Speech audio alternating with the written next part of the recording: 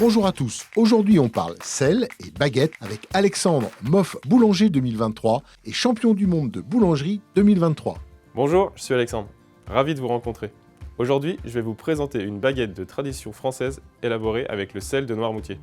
Alors j'ai choisi le sel de Noirmoutier parce qu'il est 100% naturel, sans additifs et qui contient moins de sodium que du sel raffiné. Au niveau du goût, il est beaucoup plus agréable lors de la dégustation et en plus, il est commerce équitable labellisé Agriéthique, ce qui correspond totalement à mes valeurs. Allez, je vous emmène au fournil et on va préparer ensemble la recette. On vient d'arriver au fournil et je vais vous présenter tous les ingrédients dont on aura besoin pour fabriquer nos 25 baguettes de tradition française. Donc pour cela, on aura besoin de farine, de levain, de l'eau, de la levure et bien évidemment du sel de Noirmoutier. Donc là, on va commencer le pétrissage. Pour commencer, on va faire une autolyse. Donc on va simplement mélanger l'eau et la farine pendant 5 minutes.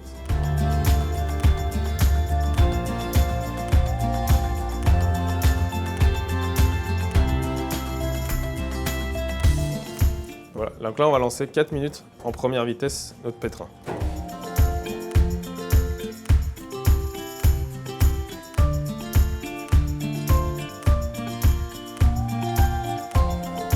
Donc là, on arrête le pétrin, la pâte est bien homogène et on va attendre du coup 1 heure pour que la pâte se repose bien et que l'autolyse ait le temps de se faire.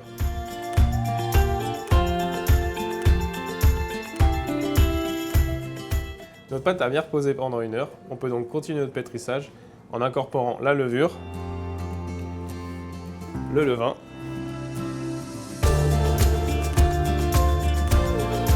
et notre sel de Noirmoutier.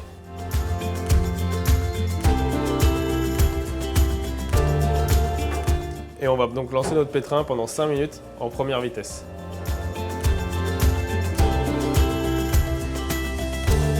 Donc le pétrin vient de s'arrêter, on a suffisamment pétri notre pâte. On peut le vérifier en regardant notre réseau glutineux s'il est bien formé. On retire un morceau de pâte et on l'étire légèrement afin de vérifier qu'il n'y ait pas forcément de trous qui se forment.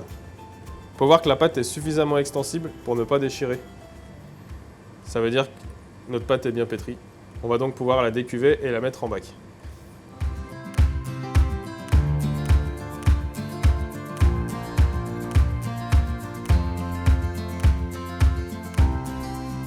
Étape numéro 2, la division. Donc une fois que la pâte elle aura fermenté toute la nuit à 2 degrés, on va pouvoir commencer à la diviser. Ce qu'on va faire, c'est qu'on va déjà retourner notre bac sur le plan de travail en décollant bien les bords.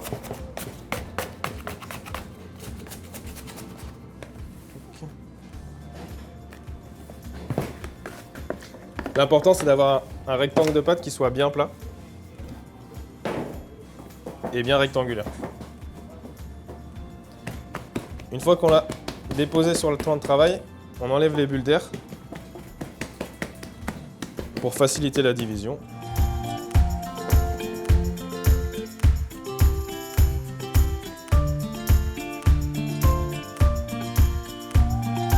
Une fois qu'on a obtenu un pâton bien régulier, on va pouvoir commencer à diviser. Le poids idéal pour cette baguette, je l'estime à 340-345 grammes.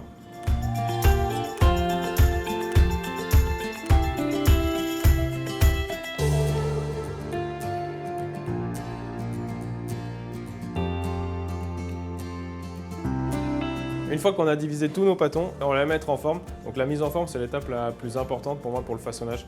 Donc il faut vraiment que ce soit très régulier si on va avoir une baguette qui soit régulière à la fin. Donc l'idée, c'est d'avoir un pâton rectangulaire dans la longueur et de venir l'enrouler sur elle-même. L'important, c'est vraiment de garder un pâton qui soit assez court pour qu'il maintienne toute sa tenue.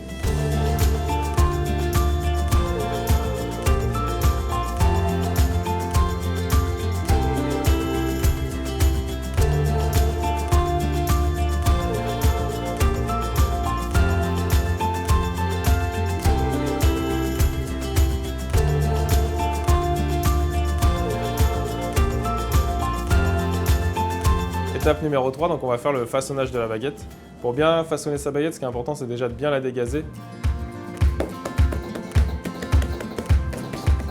Et une fois qu'on a enlevé toutes les bulles d'air, on va venir l'enrouler sur elle-même.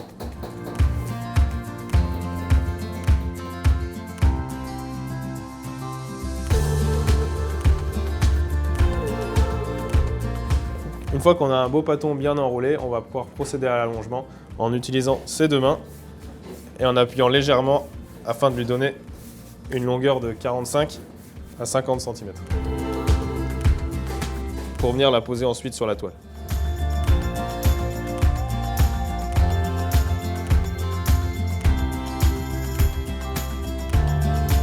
Donc nos baguettes sont bonnes à enfourner, elles ont poussé 3/4 d'heure à température ambiante et une demi-heure à 5 degrés. Une fois qu'on a bien placé nos baguettes et qu'on les a farinées légèrement, on va venir lamer nos baguettes pour leur donner un bel aspect.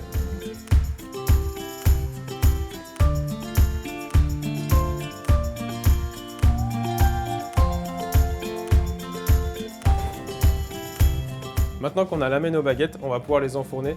Juste avant, on va leur mettre un tout petit peu de buée.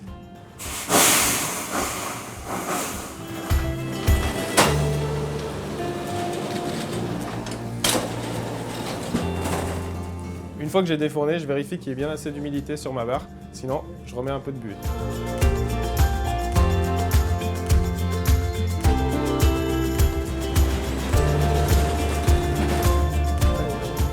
Donc voilà la baguette de tradition française avec le sel de Noirmoutier. Il ne reste plus qu'à la déguster. On est de retour sur le plateau. Je vous ai présenté l'utilisation du sel de Noirmoutier dans la baguette, mais on peut bien sûr l'utiliser dans toutes nos recettes de pain et de brioche.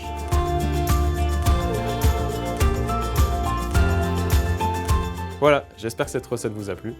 Je vous rappelle, le sel de Noirmoutier, c'est 100% naturel et en plus, il apporte beaucoup de goût à vos produits sans excès de sel, ce qui va vraiment plaire à vos clients. À bientôt pour une nouvelle recette. Merci Alexandre pour tous ces conseils. À bientôt pour une nouvelle recette.